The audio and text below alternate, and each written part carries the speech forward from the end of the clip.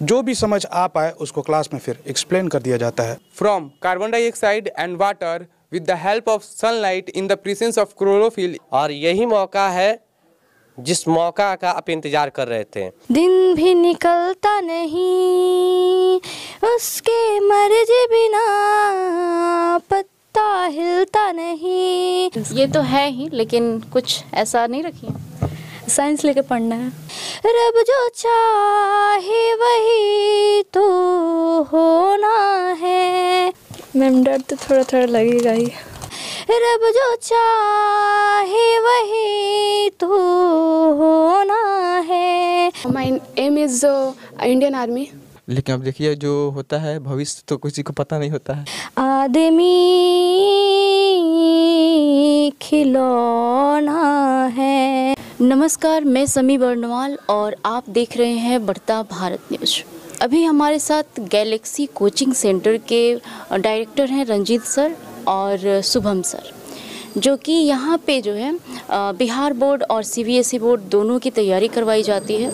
सबसे पहले तो आप दोनों का स्वागत है हमारे चैनल। सबसे पहले मैं बढ़ता भारत को बहुत बहुत धन्यवाद देना चाहूँगा, क्योंकि इन्हीं के माध्यम से आज हर एक छात्र मोटिवेट हो रहे हैं और हम जैसे शिक्षक का मान सम्मान मिल रहा है। सर, आप यहाँ पे कोचिंग जो शुरू किए हैं तो कितना समय हुआ लगभग आपको? वैसे मैंने पढ़ाना शुरू किया 2009 ईस्वी से, लेकिन इस संस्था की स्थापना 2015 ईस्वी से मैंने शुरू किया। लगभग 8 साल हो चुका है। तो मतलब ऑल सब्जेक्ट पढ़ाते हैं यहाँ पे? जी हाँ, यहाँ सभी विषयों की तैयारी कराई जाती है, जैसे गणित, विज्ञान, संस्कृत, हिंदी, समाज में सहयोग देने वाले सर हैं, साथ CBSE के जितने सारे पार्ट्स हैं और सब्जेक्ट सब सर पढ़ाते हैं। तो अभी लगभग कितने स्टूडेंट्स हैं आपके कोचिंग में? अभी लगभग 250 प्लस स्टूडेंट मेरे पास हैं। कि जो बच्चे जैसे कि बहुत तैयारी कर लिए हैं, सारे सिलेबस कंप्लीट हैं, लेकिन फिर भी उनके अंदर एक डर बना हुआ है, तो आप उन्हें क्या कहना चाहेंगे? मैं उन विद्यार्थियों को कहना चाहूँगा कि अगर उनको डर है तो उस डर को मिटाने का सबसे आसान तरीका है कि आप सभी विषय पर बिल्कुल पकड़ तैयारी बेहतर ढंग से रखें। और जब जिस बच्चों का बेहतर ढंग से सभी विषयों की तैयारी अच्छे ढंग से हो जाती है तो लगभग 99% मैं दावा करता हूं कि डर वहीं से ख़त्म हो जाती है। लेकिन अगर कुछ डर है कि हाँ कि मैं एग्ज़ाम में जाऊंगा फिर भी डर लगेगा, तो वैसे बच्चे सबसे पहले अपने मन को शांत रखेंगे। मन को शांत इसलिए रखने के लिए मैं कह रहा हूँ, चूँकि मन अगर शांत रहेगा, मन इधर उधर विचलित नहीं रहेगा, तो डर में हमारे पास नहीं आएंगे, पहला। दूसरा नंबर, अगर आपको फिर भी डर लग रहा है कि मेरा एग्ज़ाम ख़राब जा सकता है, तो सिर्फ जाकर अपने मम्मी पापा का चेहरा दिखिए।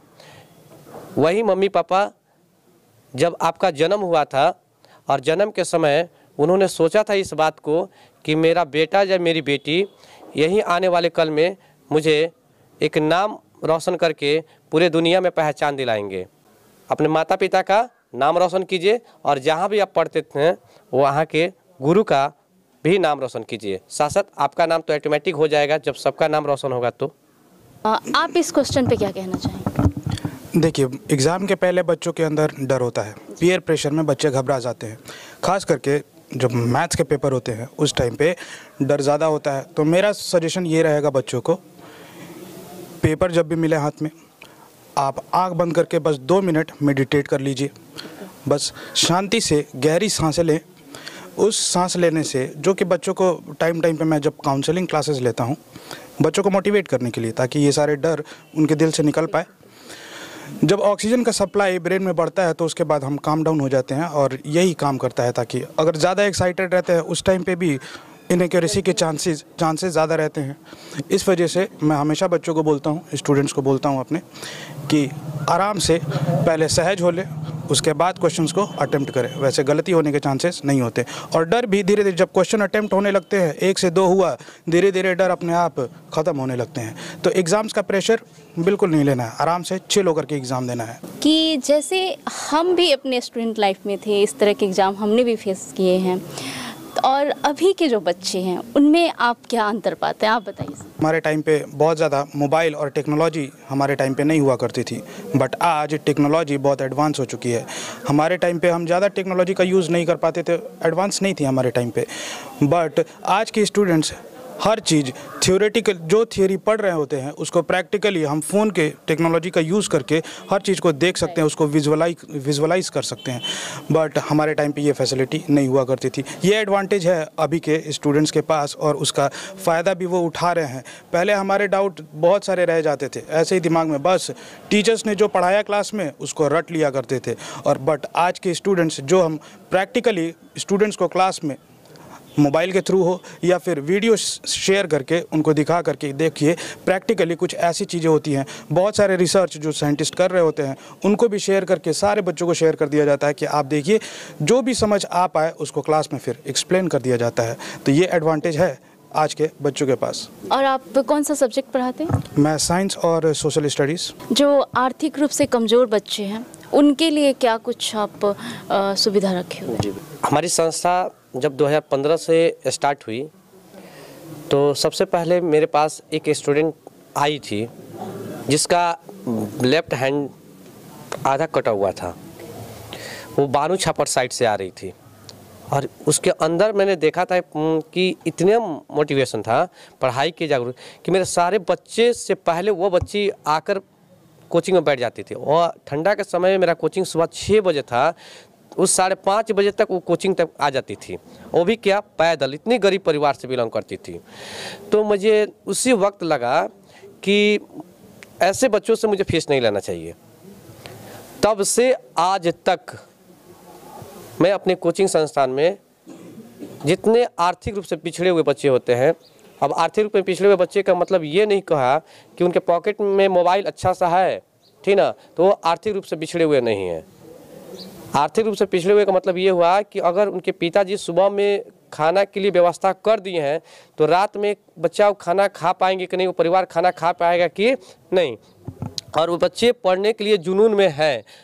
तो वैसे बच्चों के लिए हम लोग यहाँ फ्री में पढ़ाते हैं, साथ साथ समय आने पर हम लोग उनको आर्थिक रूप से मदद भी करते हैं। जैसे कि प्राइवेट सेक्टर और गवर्नमेंट सेक्टर दोनों है शिक्षा के क्षेत्र में, तो प्राइवेट सेक्टर गवर्नमेंट सेक्टर से किस तरह से भिन्न है और फिर क्या योगदान है शिक्षा में इसका? आज प्राइवेट सेक्टर के कारण ही हमारे जैसे बच्चे, या यूँ कहें दुनिया में जितने सारे आज बच्चे सफल हुए हैं, तो कहीं ना कहीं वो प्राइवेट सेक्टर के कारण ही बच्चे सफल हुए हैं। अब बिहार सरकार के द्वारा लगभग कुछ 6 महीनों से पढ़ाई में थोड़ा सा सुधार हुआ है और सारे बच्चे इस पर डर के कारण स्कूल में जा रहे हैं। और मुझे उम्मीद है अगर इसी तरह अगर ऐसा रहा तो प्राइवेट सेक्टर से बेहतर सरकारी सेक्टर आज आगे निकल जाएगा। और हम चाह रहे हैं कि ऐसा ही सरकारी संस्था वाले करें। जी सर, आप क्या कहना चाहेंगे? रही बात है एजुकेशन की, पढ़ाई का अधिकार तो सबको है। जो गरीब बच्चे हैं वो प्राइवेट को अफोर्ड कर नहीं पाते हैं, अमीरों के बच्चे प्राइवेट स्कूल्स में जाते हैं, प्राइवेट कोचिंग्स देते हैं, हर किसी के पास नहीं होती है। बट राइट टू एजुकेशन के अकॉर्डिंग हम सभी को एजुकेशन तो देना है। हम लोग अपनी पूरी कोशिश करते हैं कि प्राइवेट सेक्टर में होते हुए भी बच्चों को अच्छी से अच्छी शिक्षा दे और जो गरीब बच्चे हैं उनकी फाइनेंशियली हेल्प करें, उनके चाहे फ़ी में डिस्काउंट हो या फिर फ्री में पढ़ाना हो, ये हम अपनी तरफ से कोशिश कर रहे हैं। प्राइवेट सेक्टर तो काम कर ही रहा है, लेकिन अगर गवर्नमेंट सेक्टर में जिस तरह से सुधार हो रहा है, अभी हम जैसे मतलब अच्छे मतलब फील्ड से बच्चे जा रहे हैं या फिर अच्छी तैयारी करके जा रहे हैं बच्चे, कॉम्पिटिटिव एग्ज़ाम निकाल करके, बेशक तो उनके अंदर जुनून भी है, तो देखा जा रहा है कि अब गवर्नमेंट सेक्टर में भी सुधार हो रहा है। तो बच्चों को एक बोलते हैं ना कि दोहरी लाभ हिंदी में, एक प्राइवेट से भी मिल जाएगा और गवर्नमेंट से भी, तो अच्छी पहल है और अच्छा मतलब सुविधा मिलने वाला है बच्चों को और अच्छा हो भी रहा है। चलिए, आप दोनों का बहुत बहुत धन्यवाद और चलते हैं अब बच्चों के पास और उनसे जानते हैं कि उनकी तैयारी कहाँ तक पहुँची है। अभी हम गैलेक्सी कोचिंग संस्थान में हैं जो कि कोतवाली चौक में है और यहाँ जो बच्चे हैं ये 10th के हैं और जिनका एग्ज़ाम होने वाला है। तो देखते हैं इन बच्चों की तैयारी कैसी है, कहाँ तक पहुँचे हैं, बात करते हैं। बाबू, आपका नाम क्या होगा? संजन कुमार। कितने दिन से इस संस्था में पढ़ रहे हैं? 2 साल से। तैयारी अच्छी है? जी। प्रकाश के परावर्तन का क्या नियम है? प्रकाश के परावर्तन के 2 नियम होते हैं, आपतित किरण, परावर्तित किरण तथा आपतन बिंदु पर डाला गया लंब तीनों एक ही तल में स्थित होता है। आपतन कोण परावर्तन कोण के बराबर होता है। बहुत अच्छे। ओम का क्या नियम है? जी, ओम का नियम विद्युत धारा और विभवांतर के बीच संबंध बताता है। इस नियम के अनुसार यदि किसी चालक के ताप में परिवर्तन न हो तो उसमें प्रवाहित विद्युत धारा उसके सिरों के बीच आरोपित विभवांतर के सीधे समानुपाती होता है। अर्थात हम कह सकते हैं कि भी समानुपाती आई। उसके बाद कुछ सोचे हैं क्या करना है? जी, अभी 10th का बोर्ड पास करने के लिए फोकस है। उसके बाद हम लोग को साइंस लेकर पढ़ना है। My aim is to become a pilot. कितने दिन से पढ़ रहे हैं सर? 3 ईयर से। सर कैसा पढ़ाते हैं? अच्छा पढ़ाते हैं। तैयारी अच्छी है? अच्छी है। अच्छा, चीनी का रासायनिक सूत्र क्या है? C12H22O11। बोर्ड एग्जाम देने के बाद क्या लक्ष्य है आपका? मेरा लक्ष्य पुलिस ऑफिसर बनना है। क्या सब्जेक्ट क्या लेना है आपको अभी? साइंस लेकर पढ़ेंगे। आपका नाम क्या हुआ? निखिल कुमार। 2 साल। सर कैसा पढ़ाते हैं? सर का पढ़ाने का तरीका बहुत मतलब अद्भुत है। जो भी पढ़ाते हैं एकदम मतलब जो होता है ना, माइंड में एकदम पूरा कैच हो जाता है और बाद में जो समझ में नहीं आता है उसको हम लोग छुट्टी के बाद रुक के पूछते हैं तो सर बताते हैं बहुत अच्छा से। और संडे को डाउट क्लास रखते हैं, जो भी डाउट होता है उसमें हम लोग पूछते हैं तो सर अच्छा से बताते हैं, समझ में आ जाता है पूरा अच्छा तरीका से। तैयारी अच्छी हो गई है? जी। कितना मार्क्स आने की उम्मीद है? अपने तरफ से तो पूरा तैयारी है, मतलब 450 के मतलब पकड़ में जाने का। लेकिन अब देखिए जो होता है भविष्य तो किसी को पता नहीं होता है। 1/10 कॉट थीटा होता है। प्रकाश किसे कहते हैं? प्रकाश वह कारक है जिसके सहायता से हम किसी वस्तु का स्पष्ट देख सकते हैं। अवतल दर्पण का उपयोग कहाँ कहाँ कर सकते हैं हम? अवतल दर्पण का उपयोग हजामती दर्पण के रूप में होता है, तो सैलून में बाल काटने का या फिर दाढ़ी बनाने के लिए, और फिर सजावट के काम में भी होता है, इलाज करने के लिए उसमें भी उपयोग करते हैं। बाइक होता है उसके जो अग्रदीप होता है ना, हेडलाइट, उसमें भी उसका उपयोग होता है। फ्यूचर गोल क्या है आपका? फ्यूचर में तो मतलब फैमिली प्रेशर है पुलिस ऑफिसर बनने का, लेकिन जो मेरा एम है वो है सॉफ्टवेयर इंजीनियर बनना है मुझे। आपका नाम क्या हुआ? ज्योतिष कुमार। अच्छा, आपको कौन सा सब्जेक्ट अच्छा लगता है? साइंस। साइंस। साधारण नमक का क्या सूत्र है? NaCl। और तैयारी अच्छी है? हाँ, तैयारी तो अच्छी है। सर बहुत अच्छा पढ़ाते हैं तो तैयारी अच्छी। डर तो नहीं लग रहा ना? नहीं, डर की कोई बात नहीं है, क्योंकि ऐसे तो और भी एग्ज़ाम आगे जाकर देना है, तो ये तो हम लोग का इनिशियल अभी समय है, तो डर लग रहा है, थोड़ा सा लग रहा है, लेकिन ऐसी कोई बात नहीं है। एल्युमिनियम का सिंबल क्या है? Al। What is the photosynthesis? The process by which green plant make their own food from carbon dioxide and water with the help of sunlight in the presence of chlorophyll is called photosynthesis process। आगे क्या करना है आपको future में? IAS की तैयारी करना है। और इसके बाद सब्जेक्ट क्या लेंगे आप मैट्रिक करने के बाद? मैं साइंस लूँगा, क्योंकि साइंस में मेरे को इंटरेस्ट ज़्यादा है, इसलिए। What is formula of benzene?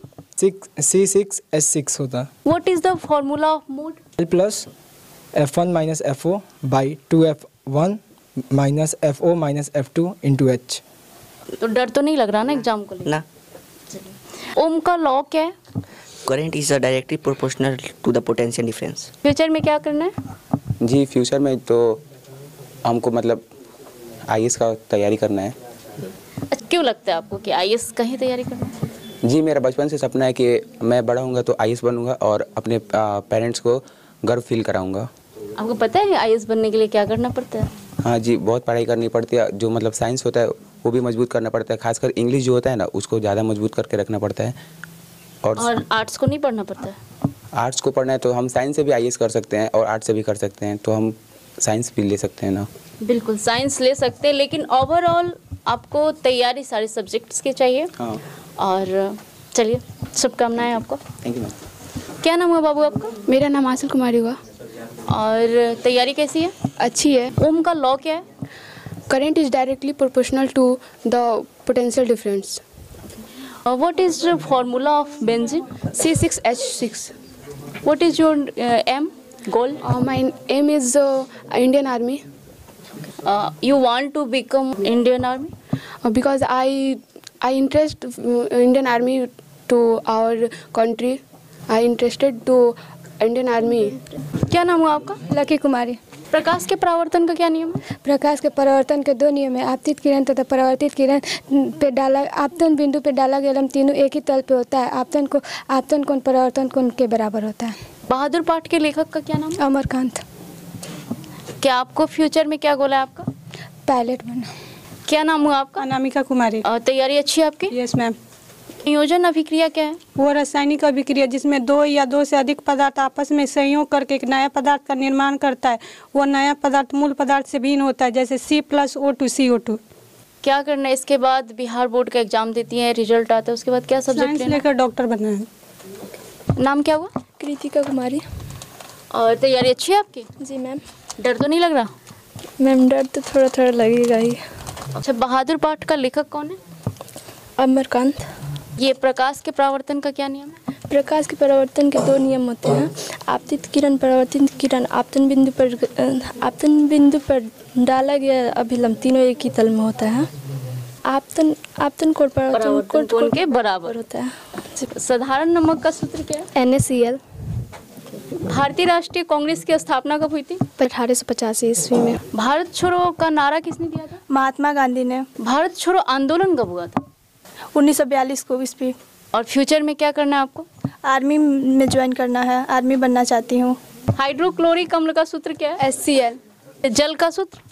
H2O। Future में क्या करना है? IAS बनना है। सर कैसा पढ़ाते हैं? बहुत अच्छा पढ़ाते हैं, पूरा डाउट क्लियर करते हैं और जो समझ में नहीं आता है बाद में समझाते हैं क्लास देके। और जो बच्चे फी नहीं दे पाते हैं या फिर वो पढ़ने में थोड़े से कमज़ोर हैं, उनके लिए क्या करते हैं सर? उसको फ्री में पढ़ाते हैं और जो बच्चे कमज़ोर है उसको और ज़्यादा उस पर मेहनत करके उसे अच्छा से इक्वल बनाते हैं। गुड। अच्छा, आप किस सब्जेक्ट से अभी आपसे सवाल पूछ सकते हैं? मैम साइंस में केमिस्ट्री। मैग्नीशियम का संकेत क्या होता है? Mg। और सोना का? Ag। और फ्यूचर में आपको क्या बनना है? Ma'am singer. कोई गाना सुना दीजिए फिर तो। रातें ढलती नहीं, दिन भी निकलता नहीं, उसके मर्जी बिना पत्ता हिलता नहीं। रातें ढलती नहीं, दिन भी निकलता नहीं, उसके मर्जी बिना पत्ता हिलता नहीं। रब जो चाहे वही तो होना है, रब जो चाहे वही तो होना है। आदमी खिलौना है, आदमी खिलौना है। रब जो चाहे वही तो होना है, रब जो चाहे वही तो होना है। आदमी खिलौना है, आदमी खिलौना है। बहुत अच्छे, बहुत। किसका गाना आप ज़्यादा सुनती हैं? किसी का तो सुनती होंगी ना गाना। नेहा कपूर। आपका नाम क्या हुआ? राशि सोनी। कितने समय से पढ़ रही हैं? 6 साल। 6 साल से पढ़ रही हैं। और सर के बारे में क्या कहेंगी? सर हम लोग को बहुत अच्छा पढ़ाते हैं, हम लोग की पढ़ाई के साथ साथ बाहर की भी नॉलेज हमको बताते हैं। अभी आपकी तैयारी अच्छी है? जी मैम। कुछ पूछे? जी मैम। ओम का क्या नियम है? ओम का नियम विद्युत धारा और विभवांतर के बीच के संबंध को बताता है। नियम के अनुसार अचल ताप पर किसी चालक से प्रवाहित होने वाली धारा उस चालक के सिरों का बीच का सीधा समानुपाती होता है। और क्या आपका लक्ष्य में कोई गोल रखी है? यस मैम, अगर रिजल्ट पे डिपेंड है, रिजल्ट जो है ये तो है ही, लेकिन कुछ ऐसा नहीं रखी है? साइंस लेके पढ़ना है। गैलेक्सी कोचिंग सेंटर के बच्चे थे जो कि CBSE बोर्ड के भी हैं और बिहार बोर्ड के भी। सभी बच्चे एग्ज़ाम देने जा रहे हैं और बहुत अच्छा लगा इन सबों से बातचीत करके और टीचर लोगों से भी मिलके बहुत अच्छा लगा। तो आप सभी को बहुत बहुत शुभकामनाएं और अच्छे से एग्ज़ाम दीजिए। और ये ना आपका पहला एग्ज़ाम है और ना ही अंतिम होने वाला है, बहुत सारे एग्ज़ाम्स आएंगे। बिल्कुल रिलैक्स रहिए और अपनी पढ़ाई करते रहिए, रिवीजन करते रहिए, जितना पढ़े उसको अब रिवाइज कीजिए। All the best.